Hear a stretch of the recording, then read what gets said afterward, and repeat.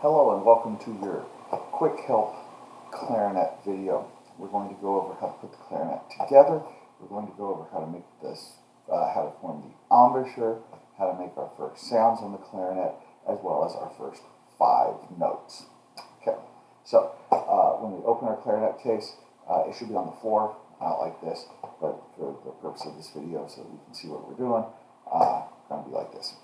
So when you open your clarinet case, your clarinet's going to have a number of different parts. This has 2 clarinets in it. Yours will only have 1. All right, so we have our bell. We have our lower joint. We have the upper joint. We have the barrel and a mouthpiece, as well as a ligature and a case with reeds of some sort. You need all of these things to play a clarinet. So when we assemble a clarinet, we start from the bottom of the clarinet and work up to the top. So we start with the bell, take our lower joint, see these 2 keys over here, the finger should be over those 2 keys, and we always push and turn. It's a push and turn move. Next is the top joint. Top joint goes to the lower joint. Things to be watching out for. There is that little thing that's moving right there. See that little thing that's moving? That's called the bridge. It has to line up with the equivalent little piece of metal on this side right here. We tend to have the trill keys, that's these keys on the side, line those up with the thumb rest, twist and rotate 45 degrees, and you get a perfectly lined up clarinet. Next comes the barrel. There's a small end and a big end of the barrel. Big end goes on to the top joint. Again, it's always a twist and push. Twist and push motion. If you're just twisting, it doesn't screw on. It's a twist and push.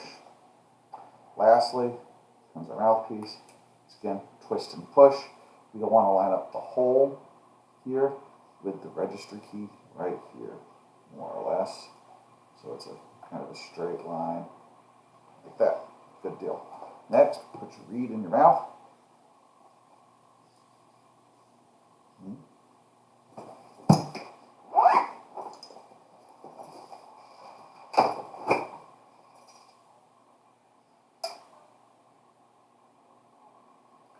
Put the reed on. Reed should be, well, first off, never touch the tip of the reed. It's a never ever. That's the easiest, the most fragile part of the reed. It will break.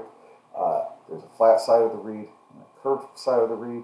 The flat side of the reed goes against the flat part of the mouthpiece, like so. The tip of the reed is about at the tip of the mouthpiece. The ligature will have a small side and a big side. They come in different varieties. This is an inverted ligature. Yours won't likely be a metal ligature of this variety. The metal ligatures, the screws go towards you. The inverted variety, the screw goes away from you. When you tighten it up, the only purpose of the ligature is to hold the reed on to the mouthpiece so that your hands are free to play the clarinet. Before we start playing the clarinet, I want you to try to take the mouthpiece and barrel off. I'm going to talk about our first kind of sound that we need to make. So, how we make our clarinet embouchure. Embouchure, it's the muscles around our mouth. The corners right here go forward and are tight. Ooh. And you see, notice like how my whole jaw kind of drops. Ooh. Like that. Ooh. It should make a sound very similar to that. Let's try again. It doesn't take a lot of air, just a little bit of air. You blow. The idea is that the reed vibrates, all the sound comes on the reed, no sound.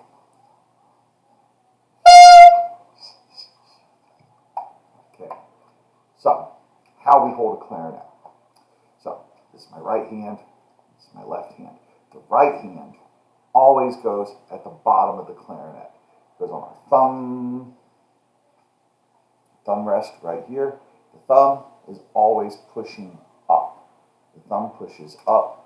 The top 2 teeth rest on the the top of the mouthpiece, the bottom lip, slightly covered over the teeth, over the bottom teeth, because if your bottom teeth touch the reed, not only is it going to damage the reeds, it's going to give you a terrible squeaking sound, which I'm sure you don't want. So we want this to be tight, flat, right here.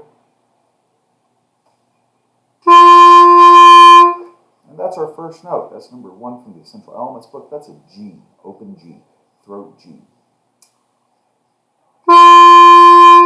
If you want to support the clarinet, you can hold right here. It's not super suggested, but because we're going to have to add some fingers in a minute. But if you need to support the clarinet right here, that's okay for right now. Open G. Now, to get our next note, our left-hand thumb has to go over the thumb key. Now, notice all of the keys that our fingers are going to cover on the clarinet are open holes. That means that the things that actually close the keys are our fingers.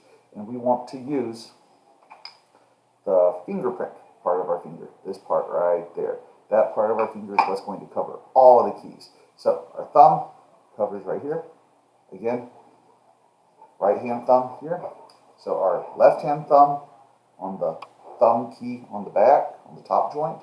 Our right hand on the thumb rest on the bottom. This is our number 3 note. It's an F.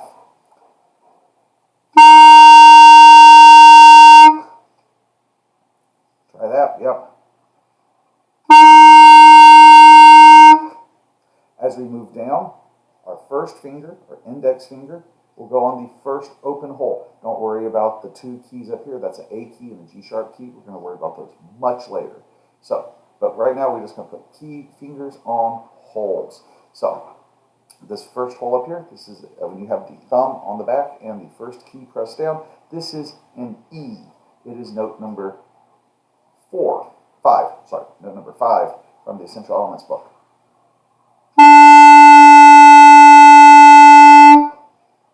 Again, our right hand thumb is pushing up. The clarinet barrel, with light tapping, the clarinet shouldn't move. If the thumb doesn't push up, clarinet moves quite a lot and it's very unstable. So this idea that the right hand is actively pushing up, very important. All right, so we're at our E. You add your middle finger on the next open key, not the little closed half key here, the big open one. That's a D. That is our number 7 note. Should sound like that when all the keys are covered. If you only have a little bit of the key covered, you're going to get that kind of airy sound. When you get that kind of airy sound, it just means that your fingers are moving and they're not 100% covering the clarinet. So just go back and make sure. You can I don't recommend playing like this, but as an example, you can kind of push down really hard, and then you can kind of see that there are indentations on the fingers from where they are supposed to go. Now, the third finger, or ring finger, on our left hand goes over the next key right here. It doesn't have a ring, it's just straight on the wood. This one's sometimes the hardest one to get covered because it doesn't have as much tactile feel to it as the other 2 because it doesn't have that ring. But we cover it exactly the same way. This is our number 9 note. It's a C. So it's really just kind of walking down our hand.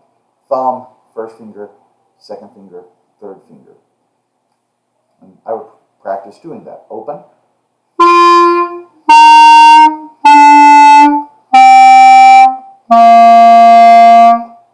And just practice that until you can start on each of the notes and go.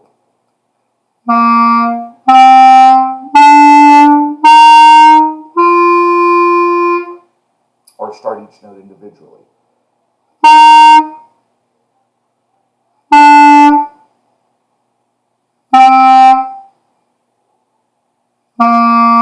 So coming up with that muscle memory where the fingers know exactly where to go, that's the most important part. That is the part that we are really trying to form in our first couple of weeks of playing an instrument. I hope this was helpful. If you have any more questions, please feel free to talk to me. Okay? Thank you very much. Have a great weekend.